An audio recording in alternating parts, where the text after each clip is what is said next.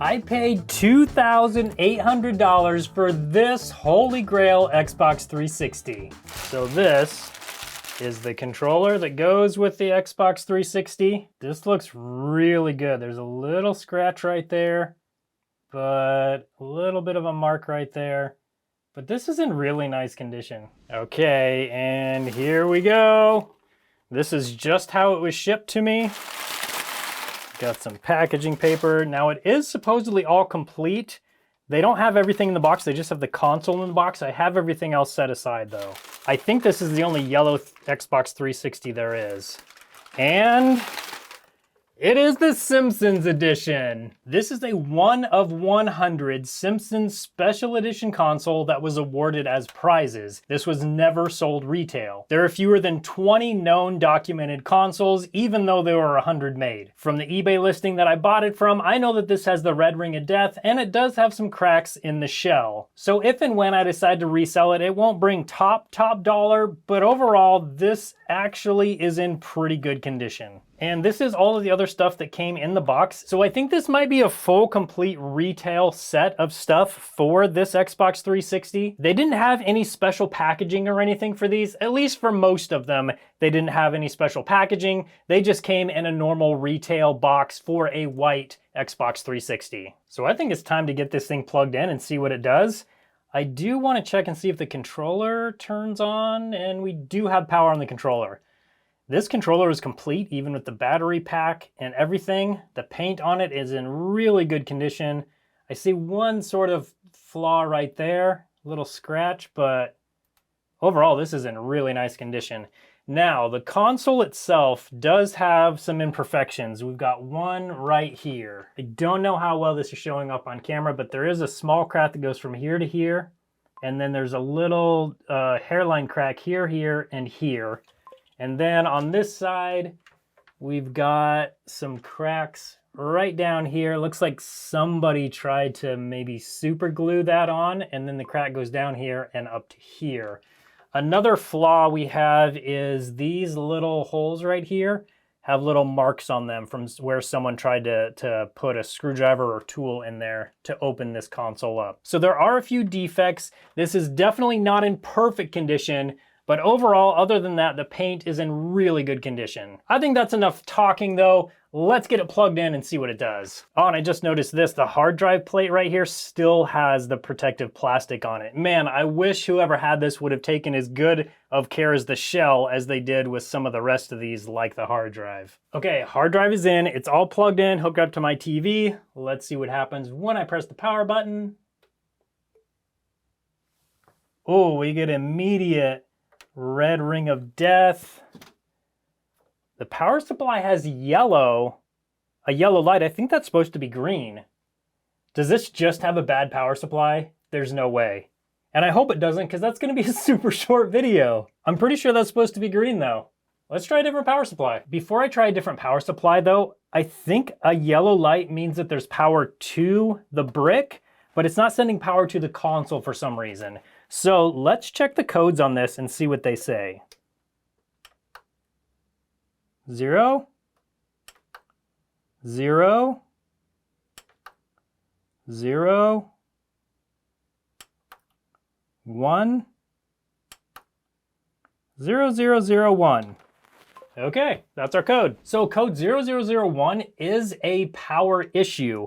So it could be the power brick, or it could be something inside the console. I'm actually super hopeful with this console. I was worried that it was gonna be a GPU issue, which it still could be, but a power supply issue or a power issue is much more fixable than a GPU issue. So let's try that replacement power supply now. If that doesn't fix it, then we'll get inside the console and see what's going on the inside. Okay, here's the replacement. I know for sure this one works. We got an orange light.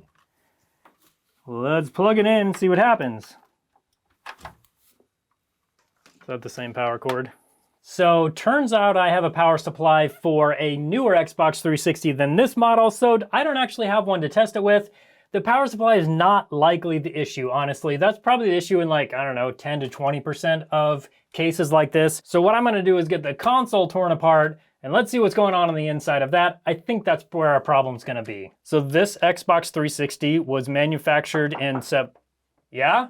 Dude, can you keep it down? I'm trying to work out. Me keep it down? I'm trying to film a video here. Yeah, I know, work is important, but taking care of yourself is also important. As you know, we got this rower from Averon last April. I was super excited and love it, but with summer months approaching, I didn't see myself using it quite as regularly, but I forgot how hot it gets here. It's so nice to have something I do indoors, and I can do that with their rower, treadmill, or bike. But the bigger problem Averon solved centers on motivation. It's so important to find exercise I actually enjoy doing. Averon is speaking my language by developing an exercise system built around the motivation of game psychology. There are just so many fun, engaging, and challenging games in here and more. I can choose between competitions, social engagement with a thriving community, scenic environments, goals and fitness tracking, and a library of impressively challenging and engaging games that keep me wanting to come back. But I know you're busy now, so I'll just send you a link you can put in the description maybe for this video and you can check it out later. Are you done? Yeah, I'll let you get back to work. Hey, can you close the door? Oh yeah, sorry. But can I take this apart without ruining or scratching the paint? That's the question. Let's get this front piece off. Okay, that came off okay. Good to see. Yeah, we definitely, the sticker, the warranty sticker is all gone, as I would have guessed. All right, now we got to get these side plates off without scratching or breaking anything. That grill off, then we need to get these other ones off. There we go. And there we go. And surprisingly, none of those tabs are broken. Well, let's try the other side. Okay, we got those tabs. Got a few more to go here.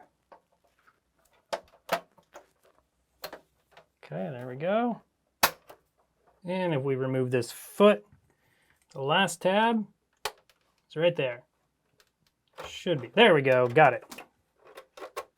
All right. And none of those are broken either. Also surprising. Just put this back there for now. Okay. Now the fun part. I'm guessing this is the part they messed up before, which is why the case is broken. So we got to be careful here. I think we actually got it though. That's not good. Yeah. That part's just kind of breaking away again. Okay. So, we got to do this without breaking that more.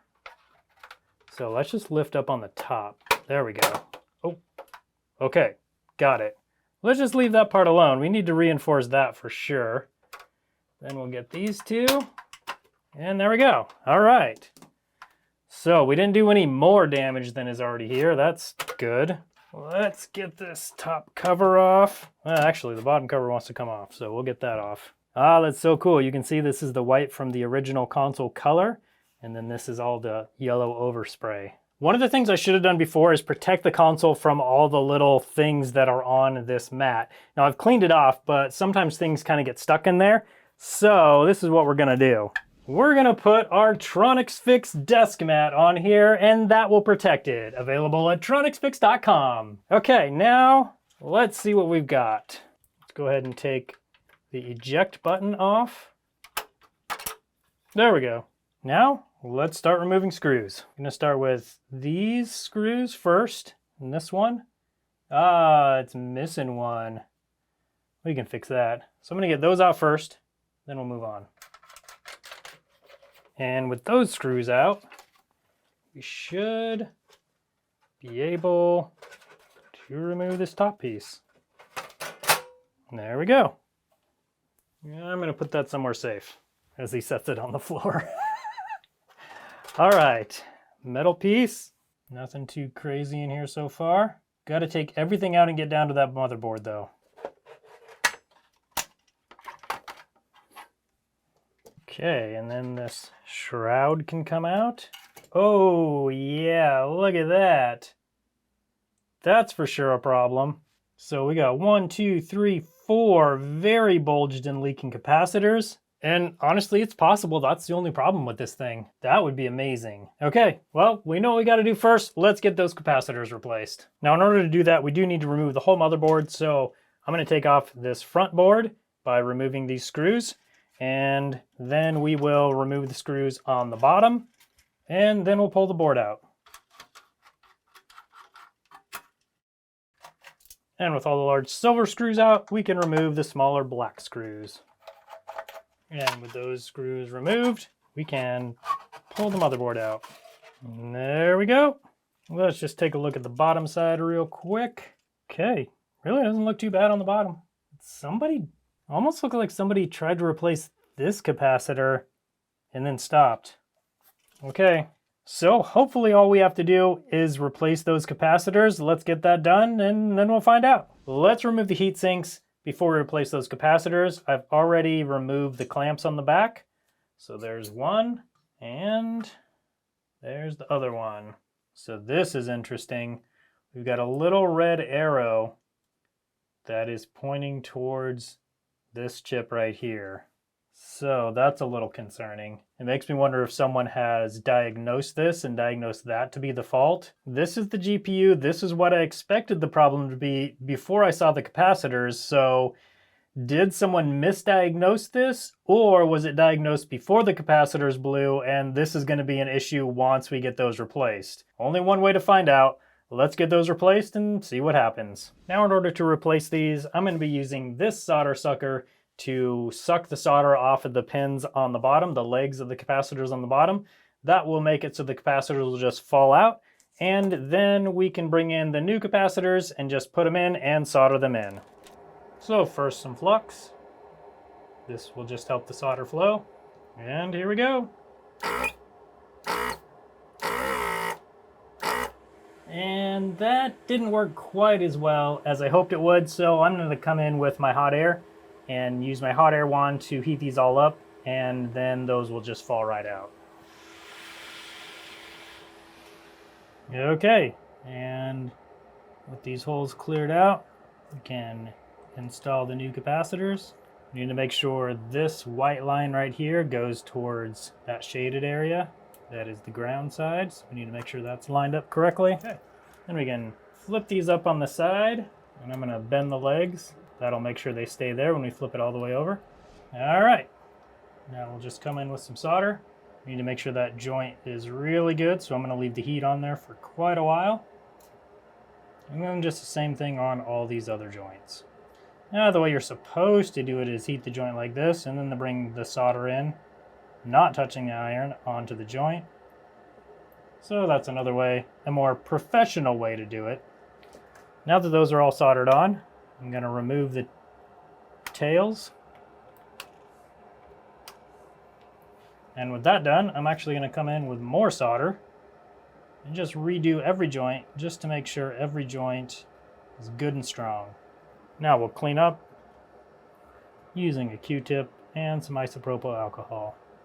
And there we have it. But is this the only problem with this board, or do we also have a GPU problem? I'm going to get this thermal paste replaced. I'm going to clean it all up, put new thermal paste in, then we'll put the heat sinks back on and the clamps, and then we can actually get it installed and tested. Now before I get to all the thermal paste, all of these old capacitors are sort of prone to going bad. So what I'm going to do next is actually just replace all of the large capacitors on this board. That will sort of future-proof this board and make it so whoever buys this in the future has a good board with good capacitors. I'm going to do this a little bit differently than I did the other ones, just because we have so many. So what I'm going to do is use my hot air station to heat the back side, the bottom side, and then I will pull the capacitor off from the top side, and then I'll bring the new capacitor and just push it right in while the solder is still melted. That'll make it super fast, and I'll have to redo fewer of these joints when I'm all done.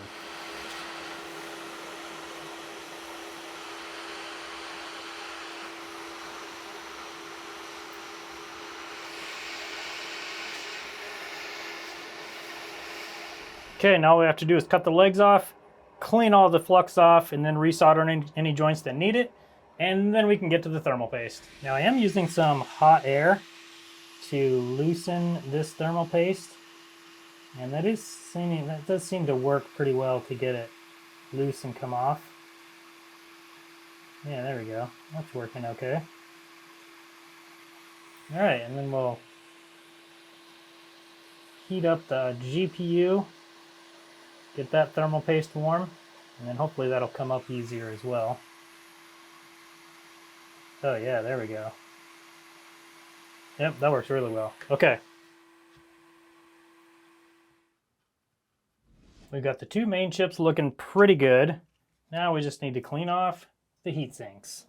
I've already gotten a bunch of this off just using a cotton bud and some isopropyl alcohol. The thing with this old thermal paste they used is it's like adhesive thermal paste, so it just sticks on anything you put it on really well, especially after decades of use.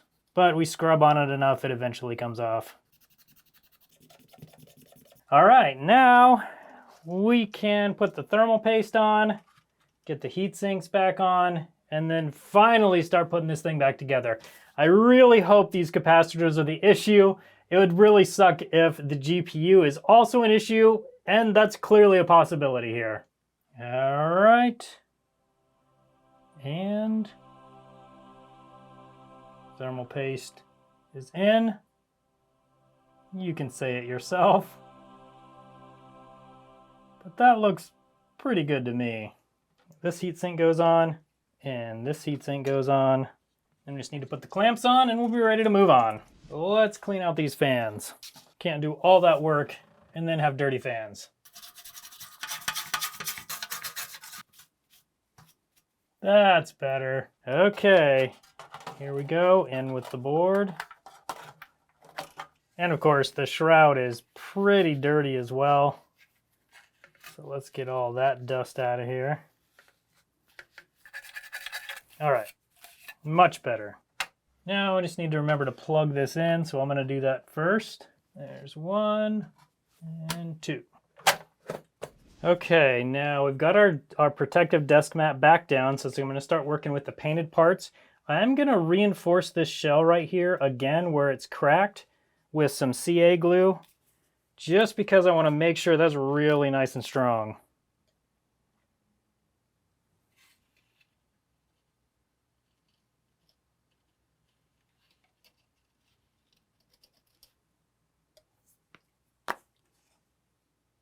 Okay, there we go. Now we'll use some accelerant.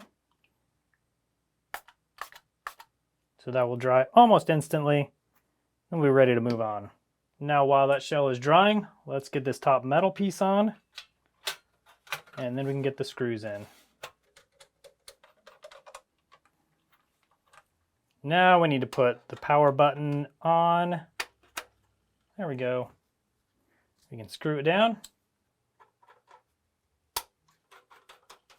And now we can put the whole body of it down into the top shell. Just like that. And then all these case screws. And then we're almost done. And then the eject button snaps into place just like that. Now I'm not going to put the bottom shell piece on just to test it because I don't want to risk breaking it more if I have to remove it again. So let's set this up and give it a test and see if it turns on now. Okay, plugging the power supply in now. It is plugged in. We have a yellow light. Okay, here we go. Let's try the eject button. Nothing. Oh, we just get 3 blinking lights immediately again. That's not good. Bummer. Okay, and let's see what code we get now. 0, 0, 0, 1. We get the exact same code, so maybe faulty power supply. We replaced all the capacitors. There are some other things inside the board that could be causing an issue, so I guess we're going to take it apart and start testing more stuff. Before we start diagnosing the board though, I found a way to test the power supply. So I went to plug the power supply back in, and there's not even a light on the power supply anymore. Luckily, I did buy another power supply, and it just got here, so let me show you how to test them. So this is a good power supply. The orange light just means it's in standby mode, basically. Now there's 2 pins, one up here and one up here, both on this top little section right here. And to test this power supply, we need to bridge those 2 pins. That essentially puts 5 volts to the enable pin and makes it so the power supply should be outputting voltage to the console. So I'm just going to use a paper clip and bridge those pins. And there we go. You can see the light turned green. And when I remove the bridge, the fan goes off and the light turns orange. Now, before I started filming this, I actually was able to test that other power supply and it just went to a red light. So I know for sure that the power supply on this Xbox 360 was also bad. Now that we have a good power supply though, we need to test it in the motherboard and see if the capacitors and the power supply are the only issue. I sure hope so, but with these old consoles, you never know. Okay, it's back together enough to test. I don't have it in the shell because I want to make sure that it works before I do all the work of putting the shell on, and I don't want to break that shell any more than it's already broken. So here we go with power supply plugged in, AV cable plugged in. Man, I hope this works. Okay, orange light on the power supply and power, right? Where'd the button go? There it is. Now, green light. Oh, come on. Is that it? Almost? Yeah, that's amazing. So we had a bad power supply, bad capacitors, and at least so far, maybe that's all. But I want to get this all put back in the shell and then we can fully test it and make sure everything else works and make sure we don't break that shell anymore when we're putting it together. This is great news though. I am so excited. Okay, now I've got the bottom shell on, but I also found another problem. Right here, this metal piece just comes right off. So I think what I'm going to do is also super glue this piece on to make sure that that stays there. Without that there, this door will just flop around. So we need to fix that. And then hopefully after that, we won't find any more problems. Okay, and here we go with our CA glue.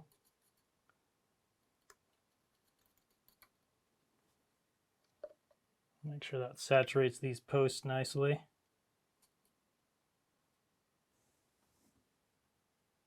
Now we'll use some accelerator.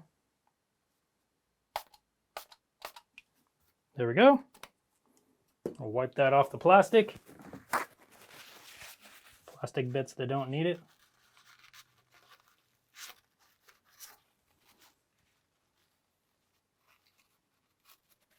Okay, now I'll set this aside and let it fully cure while we get the next piece on. Okay, now I think we're ready. I really hope we're ready to put this bottom shell piece on. And we're gonna try and do it without breaking it any more than it's already broken or cracked. It's not broken, it's just cracked. Okay, all good there. Good there. How are we looking up here? Good, okay. Do we snap it together? Once I do this, I don't want to have to take it back apart. Here we go.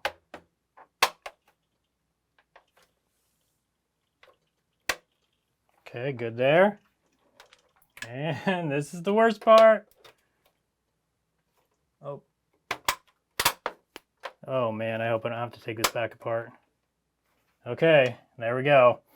Now I got to put the side pieces on and the front plate on, and then this thing's going to be done.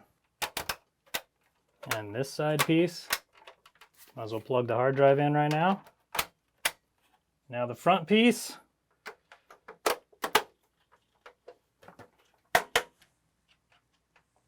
I just learned there's a spring that's supposed to keep that door closed, so we'll need to fix that. I'll probably do that later off camera since I have to order the part, but for now, this special edition Xbox 360 is all fixed. Let's plug it in though and see if it turns on and if it'll play a disc. Okay, let's see if the controller connects. And it does. Okay, good. Controller work. Yes, it does. Okay, cool. Let's see if it'll play this disc. Eject button. There we go. Good so far. Sounds like the disc is spinning up. So far, so good. And there we go. It is playing this disc just fine. So all in all, this Xbox 360 wasn't actually that hard to fix. So it cost me about $20, $25 in total to fix this Xbox 360, which really isn't bad. It could have cost a lot more and been a lot more difficult. But the real question is, how much is this thing worth? I paid $2,800 for it in non-working condition. It's obviously working now, but I don't know, maybe I severely overpaid. Either way, I'm happy with what I paid, and now I have a really cool 1 in 100 collectible Xbox 360. If you like this type of video, you'll probably like the video where I bought a super rare original Xbox that was broken and I tried to fix it on camera. I'll put a link for that video up on your screen now so you can come hang out with me over there and see what was wrong with it. Thanks so much for watching today, and I hope you have a good one.